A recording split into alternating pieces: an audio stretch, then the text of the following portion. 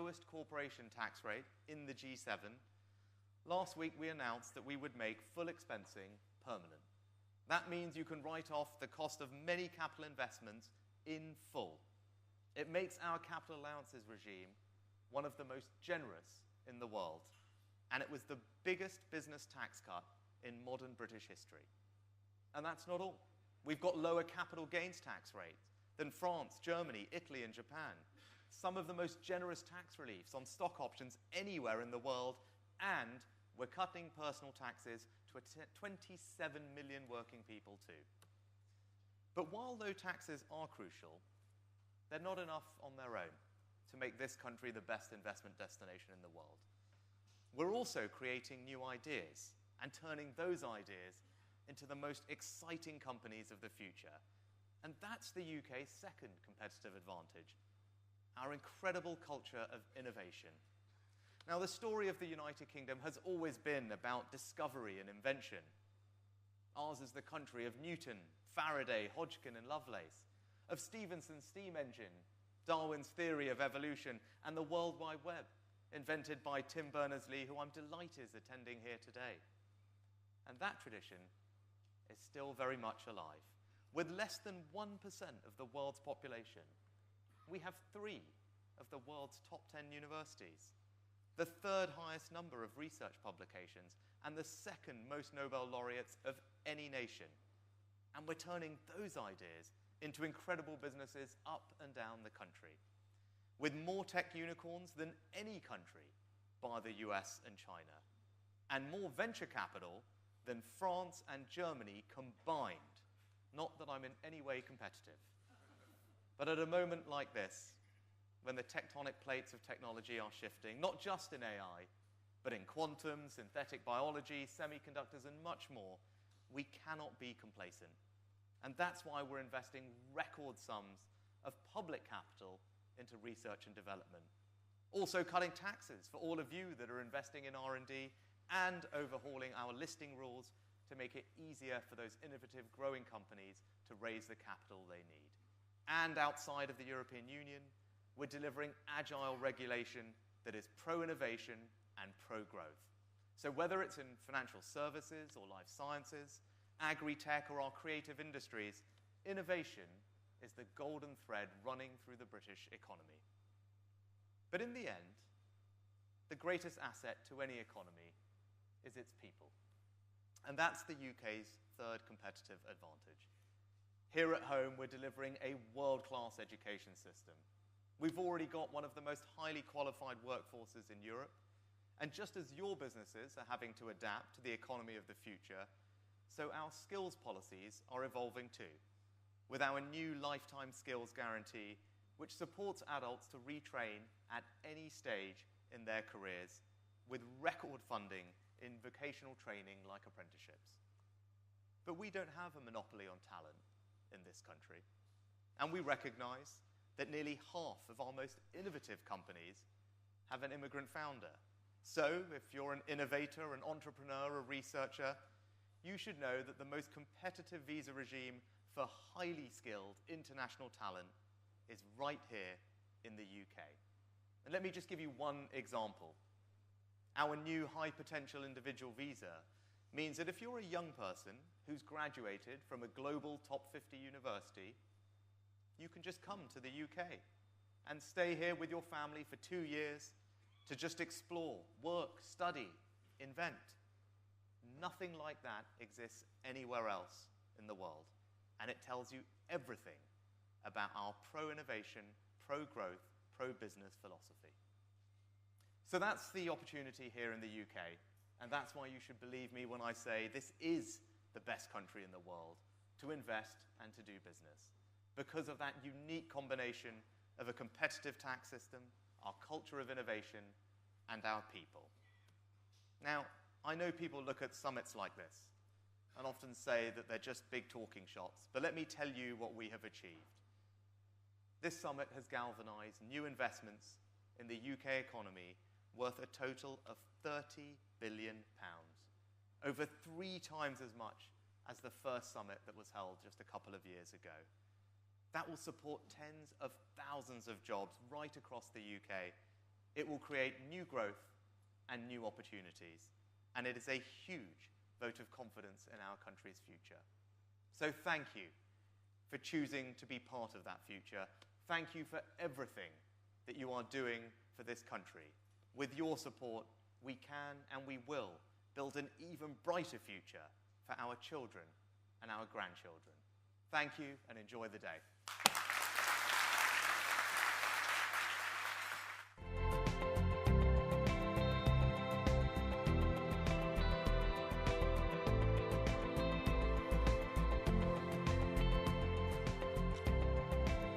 Thanks so much. Thank you very much, Prime Minister. Obviously, anyone speaking about immigrant founders is going to take a warm welcome from me. Already we've started to hear some of the big themes we're going to be talking about today: manufacturing, climate, tech, the regulatory environment. All those things are vital to a good environment for global investment in the UK and elsewhere. Also, of course, the notion of tax and how that works to promote businesses and how they operate. We're going to be moving on now to our first discussion session of today, and it's going to be an absolutely brilliant one. And to introduce that session, Lucy Fraser, the Secretary of State for Culture, Media and Sport, and in that position, the head and the driver of one of the most important sectors in the UK, the creative industries. Secretary of State, welcome to the stage.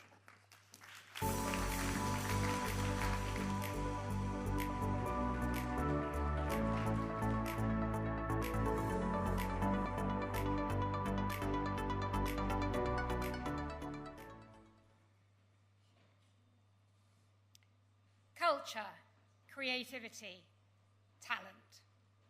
Today, we are in a golden age for British culture, one that could rival any other time in our history.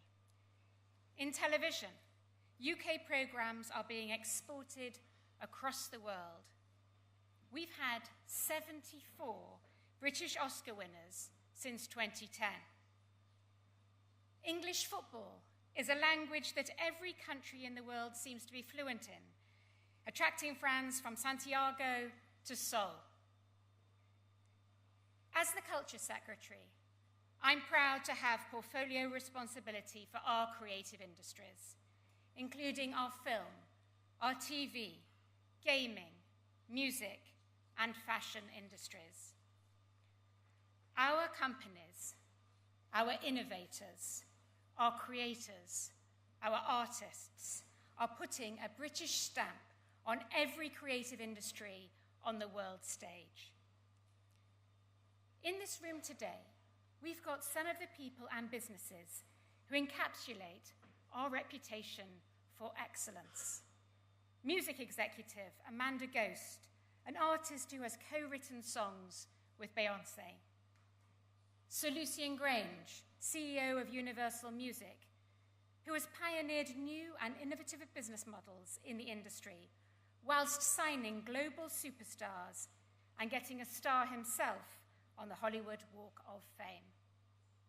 Anya Heinmarsh, who made the reusable bag cool and used her creativity to design handbags, but also innovate new sustainable fabrics to make handbags.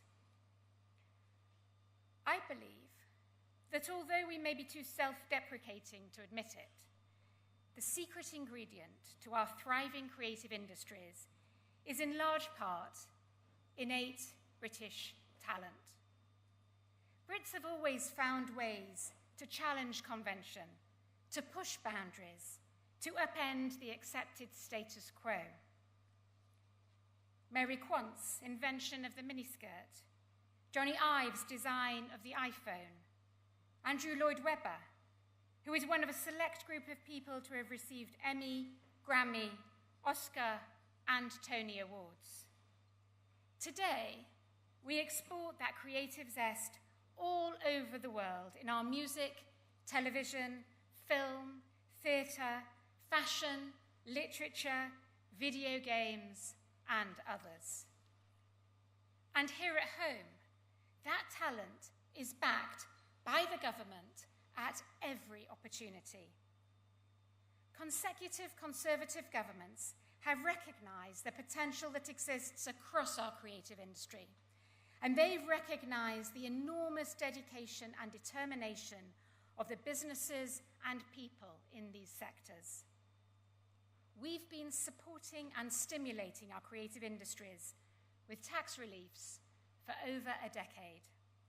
From film to animation to video games to theatre, these tax reliefs have helped to attract significant global investment into the UK. And our approach has always been to recognise that we succeed when we work together. It's a partnership. The government cannot guarantee success, but we can help to create the conditions and a framework that fosters it. And when you succeed, we succeed. And working with international partners is an important part of that partnership. Just look at Barbie, a film recorded in the UK that supported 750 jobs, added £80 million to our economy, and earned over £1.1 billion at the global box office. That is what this summit today is all about. Creating partnerships, seizing opportunities to invest, and tapping into that spark of creative British creativity. And as you saw at the autumn statement last week, we are committed to growing our creative industries long into the future, building on our existing foundations and continuing to succeed together. I look forward to talking with as many of you as possible today and in the future about how we continue to do that. And now I would like to introduce Oliver Dowden, our Deputy Prime Minister.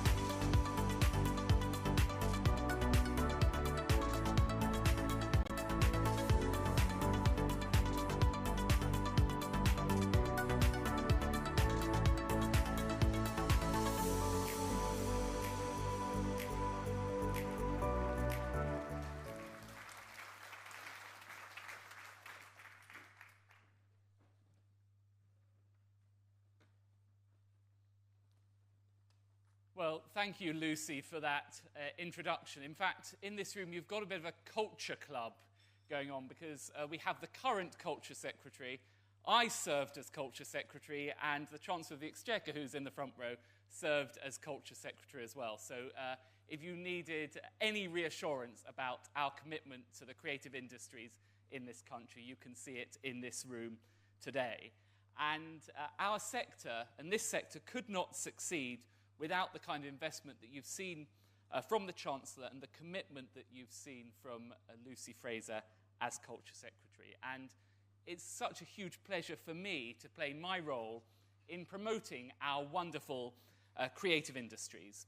And whether it's in the fields of music or sport or theatre or literature or indeed creative endeavours generally, so often, and indeed almost always, the United Kingdom is there at the very top table. And we rightly take huge pride in our creative industries.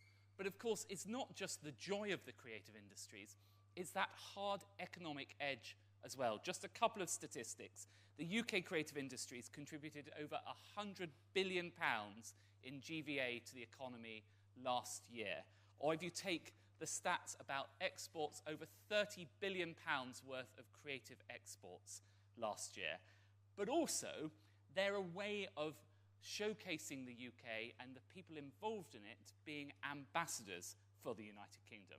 And that's why it gives me enormous pleasure to introduce this highly distinguished panel of ambassadors for our creative industries.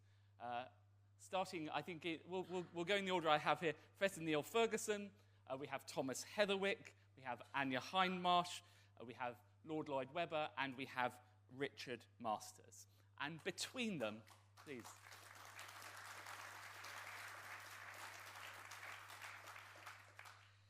And between them, they span the whole panoply of the UK's cultural and creative endeavour. From Sherlock Holmes to James Bond and Harry Potter, these ideas have transformed the UK into the world's largest exporter, for example, of physical books, over 3.8 billion books exported each year, and they're also the foundation of our film and TV industry, which contributes over £12 billion to our economy. And indeed, you can see that. I see this in my own constituency. There's actually an arc that goes through Hertfordshire and northwest London. There's more film and television content produced in that arc than there is in Hollywood. That's a sign of the UK creative industry. So there's a lot for us to discuss. I'm going to ask each panel member to say a few words, and then we'll have a more open discussion. So perhaps I could start with Professor Neil Ferguson, who not only is a renowned historian, author of over 15 books, but also an award-winning filmmaker with an Emmy for his series, The Ascent of Money. Neil, do you want to kick off with some of your initial reflections and how we can continue to leverage our history, our culture, and our creativity? Well, thank you very much, Oliver. It's a pleasure to be here and in this distinguished company and with a very distinguished audience. I recognize some distinguished faces amongst you.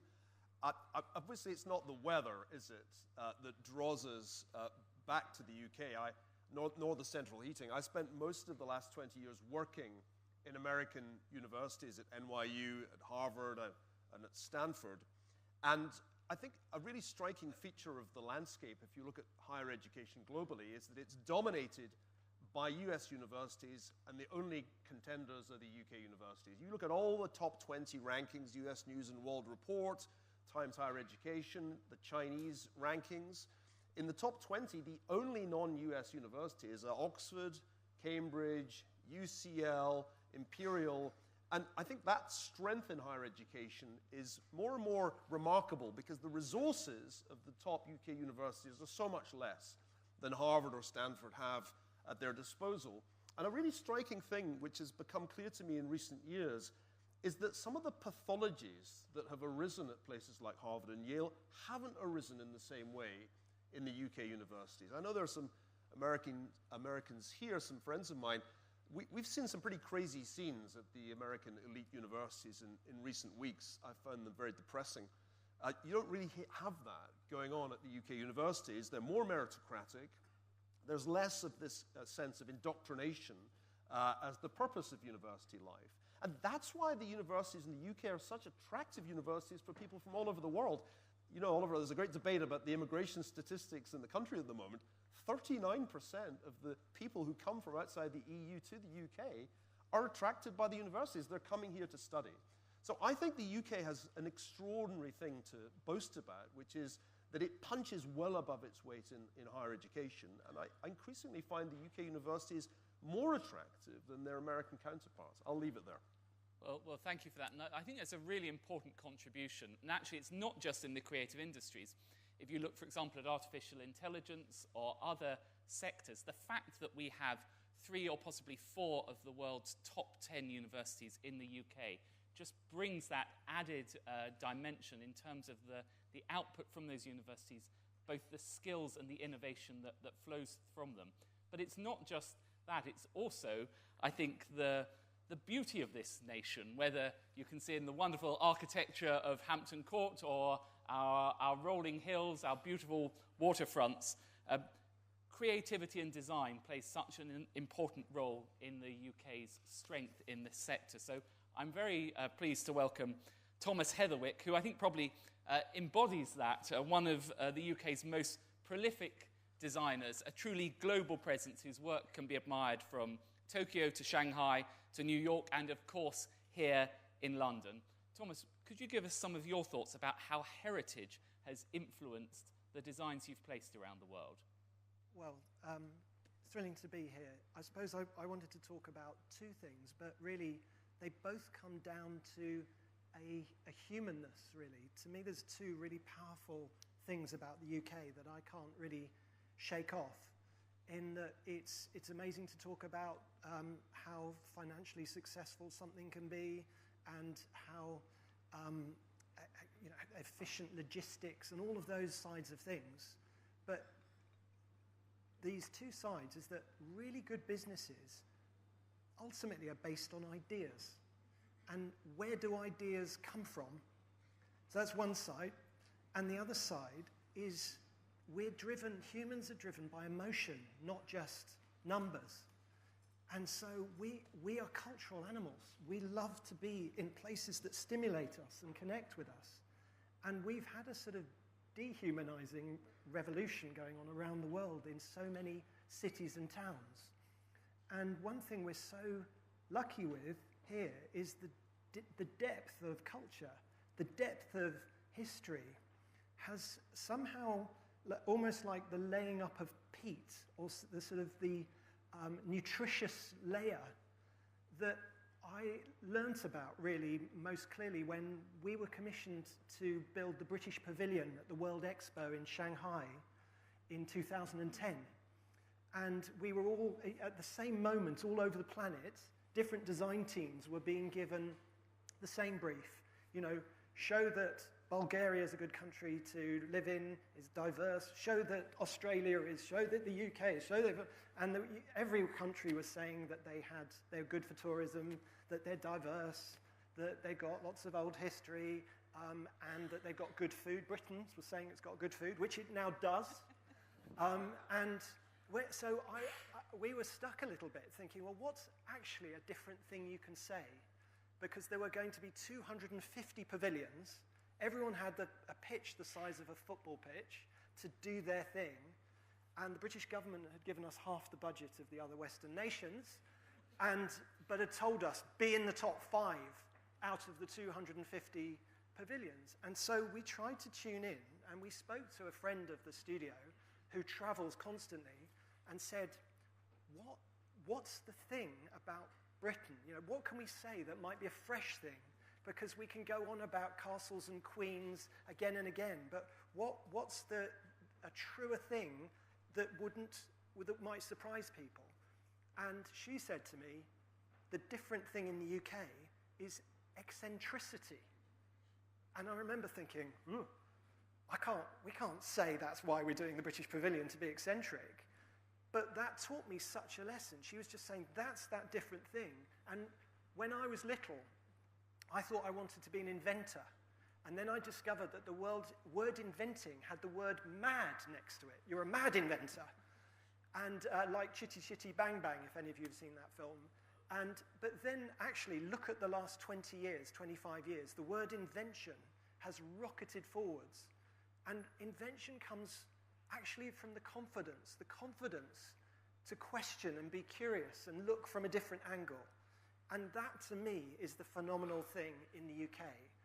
In just a few miles from here, there are some of the most confident people who aren't embarrassed to look stupid, who will ask the extraordinary question and therefore come up with an unusual approach. And that led us to build the world's biggest ever hairy building. And actually, we worked with Kew Gardens that gave us 250,000 seeds. So we made the Seed Cathedral. And even though we had half the budget of the other Western nations, we won the top prize at the Expo because we dared to not say the obvious things that everyone expected us to say. And I think Britain at its best has invention, has that ability for the maverick thought that actually is where businesses come from, and innovation, and what you want your employees to do, especially as we now have the rapid advance of AI. So for me, it's these two things. The place itself and us all needing culture to be anyone, whatever you do. and then actually ideas being the future. Well, thank you. And do you know what? I often think, and I don't know whether you remember this during the Platinum Jubilee, that marvellous moment when Her late Majesty was in conversation with Paddington Bear. And I just thought only the United Kingdom could do that. And that was the sort of fusion of history, culture, and creativity together. I'm now going to ask Anya, you to come in. I'm conscious we're already, the clock is beginning to tick rapidly. Some of your reflections, given your huge experience as a business leader, label owner, and creative force, and bringing together luxury and sustainability under one roof. Perhaps you can add some of this. Well, we're not very good, us Brits, at showing off, are we? But I think I feel lucky. I think you said the word lucky, and I echo that because it's a great place, I think, to be able to be creative and to have a business in the UK. Geographically, it's incredibly central between the East and the West in terms of time zones, language. Our laws are internationally respected around the world. And we do have this amazing, I think it's the mix, as you say, of history and modernity, where you really have that sense of being grounded and yet inspired at the same time. And that is very, very inspiring, I think, for creatives. I think that is probably why we have that confidence that you spoke about. I think that coupled with incredible institutions like our artistic schools, our museums, all of which really are hugely inspiring and they make it a very fertile place to work, really. So it's a very lucky place to be. And 1 in 5 jobs in London is in the creative sector. I mean, it's pretty phenomenal. So it's a great place to work in the creative industries. Well, thank you. And actually, you talked about the skills. That's another thing. I think some of the world's top fashion colleges, I think at least 6 of the top 20 are in the UK. Again, that link between education and creativity. Perhaps I could bring Lord Lloyd Webber in now. I think Lord Lloyd Webber needs no introduction, and we spent a lot of time working together during the pandemic.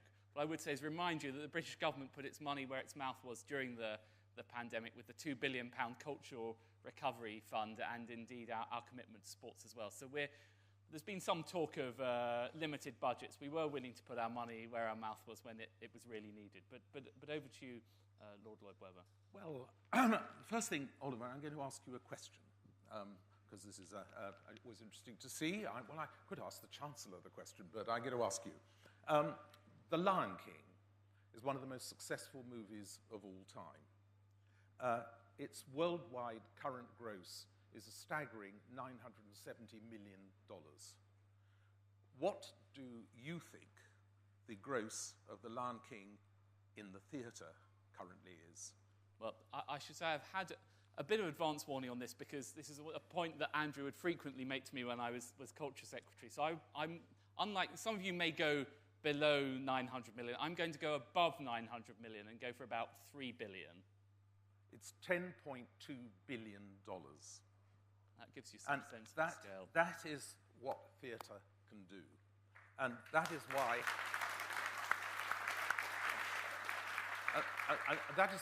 I'm thrilled and honoured to be here, because we have some of the major investors in the world. We also have 3 former chancellors who I can say we have to thank the Prime Minister for when he was Chancellor of the Exchequer for introducing the first meaningful tax break for theatre, which I do hope will continue. But we need, theatre produces, for every pound, this is a statistic I got last week for London, for every pound that it generates in the theatre, it generates 1.4 pounds in the local economy. Theatre is, in my view, in the UK, an incredibly exciting and good investment. Broadway, sadly, and my first show ever to be put on stage was Jesus Christ Superstar on Broadway in 1971. So I love Broadway, but it's now almost a vanity project, and the only shows that can really survive on Broadway are things like The Lion King or Hamilton, which are so huge that they can more than break even. But to put a musical on Broadway now would cost roughly $20 million. And I was speaking yesterday to Nick Scandalios, who runs the Nederlander organization, and we were just talking about the possibility of My Sunset Boulevard going this production to Broadway. And he was pointing out that the rough gross on Broadway, which it needs to break even on a musical now, is $970, very nearly $1 million a week. I mean, it's not a business. You can't, I mean, and that's why we are now producing shows in London, like the fantastic little musical, which I do suggest you go to, called The Little Big Things, which only Britain could come up with something like that. A musical, I mean, so moving that it's impossible to really put into words, but it's about the boy who was paralyzed from the neck downwards in a diving accident in Spain and learnt to paint with his mouth. And that's what the musical's about. Now, you're not going to find work like that coming on in any other place than London or the West End.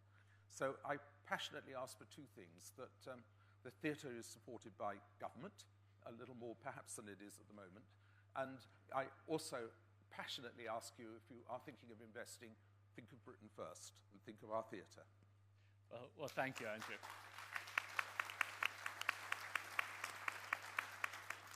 And I think there's a sort of theme coming from this discussion about the uniqueness of how we do things in Britain. Alongside the creativity, there's been some talk about the need for additional investment. I think perhaps one area that has had an awful lot of investment, indeed thanks to many of you in this room, is the Premier League. When I go around the world as a minister, I'm always asked two things. Have you met the King or the Queen as was, and which Premier League team do you support? That is a sign of the cultural reach of the Premier League, and I'm delighted to be joined by Richard Masters, the man in charge of the Premier League. Welcome your thoughts and reflections on all of this. Well, thank you for having me. A few words on the world of sport, and of course the UK is an incredible sporting nation. Football is the world sport, and English football is a very big player in the world of football. In fact, our research shows the Premier League, the world's most watched league, it is the single institution or single entity which makes the most people feel positive about the UK. So that's my little statistic. I'm particularly proud of that one. As you say, the Premier League's been very successful in attracting inward investment, both in terms of media rights from all around the world. We're telecast in over 180 territories, but also in terms of foreign ownership, with half of our clubs now being owned by foreign owners. Some people might say that's a controversial thing, but I think it's a good thing for the game. So how has the Premier League become such a successful football competition? It's done it because it's made itself relevant and interesting to a global audience at a time when football fans around the world have had almost ubiquitous access to live football. And we've done that in three ways, I think. We've ruthlessly focused on a great football competition. So we have some of the best players from around the world, the best coaches from around the world, melded with our homegrown talent and packed stadia. And we have a way of sharing money, which means everyone has a chance. So we have that incredibly important quality of jeopardy. So you don't know what's going to happen when you watch the match. Secondly, we lost my thread. Man City doesn't always. We've also looked for global appeal. So there's 3 billion people that support Premier League clubs from around the world. We're obviously extremely proud of that. £1.5 billion in export revenue coming in to Premier League productions. 300 people working down in Stockley Park. They are the greatest exporter you've never heard of. And finally, I think that we value authenticity. We've talked about that on the panel already. So football clubs are now global brands, but they're also deeply rooted in their communities. I'm from Birmingham. There are 2 clubs in that city. Aston Villa was set up in the 1870s, and the Villa fan out there, in the 1870s by the Wesleyan Chapel of Villa, which is where it gets its name from. But now it's owned by an American and Egyptian businessman. Brazilians, Spaniards, and Jamaicans take the field, but it's still the people of Birmingham that pack the stands, and that is incredibly valuable as well. So it's all of those things, I think, which add up to such successful products. Well, it's interesting, and actually I think there's what you're hearing there, and indeed from all the panellists, is the deep-rooted nature of culture in this country as well. Indeed, it's something I saw when we were discussing the fortunately ill-fated plans for the European Super League. It's only the fact that our culture has the roots in this country that gives it its strength. But I was thinking as we were going across this panel, and we're already running out of time, but we have strength in the creative industries. Another area we have huge strength in the UK, and I'm sure you'll hear about this later today, is in technology. And indeed, the last major summit we had was in relation to artificial intelligence, another area where I believe the UK is as world-leading as it is in creative industries. I'd be interested in the panel's reflections on the synthesis between those two, between creativity and artificial intelligence. Is it a threat? Is it an opportunity? How do you see that playing out? I don't know who would like to go first. Neil, do you want to go first? I think it's just fascinating that the UK is it's all relevant in the discussion, because in terms of compute, there are only two AI superpowers, United States and China. But if you think about the real innovators in the sector, two of the most important figures, in my view, are Demis Hassabis and Mustafa Suleyman. And they are really, it seems to me, amongst the most important figures in the sector. So AI is something to which Britain's already made massive contributions. I think Mustafa's book is the best book on the subject.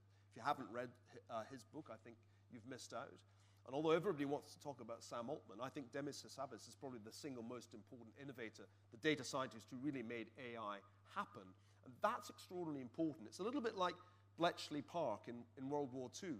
In terms of scale, the United States and the Soviet Union were more important than the United Kingdom in World War II. But without Bletchley Park, it's not clear that the Allies would have won. That would be the analogy I would draw. And I completely agree with that. And Thomas, do you want to come to it? Because I know indeed, we were at an event where you showed me your design for an automated car, which was totally radical. And I know you've engaged a lot with tech and creativity. What are your reflections on this? We've been very lucky to work with Google over the last 9 years, building their headquarters in King's Cross as well as in Mountain View, where some of the amazing innovators of DeepMind and some of those teams are having some incredible meetings at the moment and working out what the future could be. But I think we've been using artificial intelligence in many ways in all our architecture projects for a long time. It's jumped to another level, but I do think that we don't need to panic in the same way, because it's true that you can ask it to do something and it can create building designs quickly, it can do all sorts of things. But the best projects come from actually innovation in the question that you ask. And often when somebody asks us, like we've just finished a new island in New York that's a park, but we weren't asked to design an island. We were asked to design a pavilion on an existing design. But when we weighed up the use of the money that was about to be spent and the human experience that was actually the goal, we realized that there was a different question to ask, which wasn't what they thought they'd asked us. But if you'd asked a computer, they would have designed all sorts of options for the building instead of reinventing it as a new island.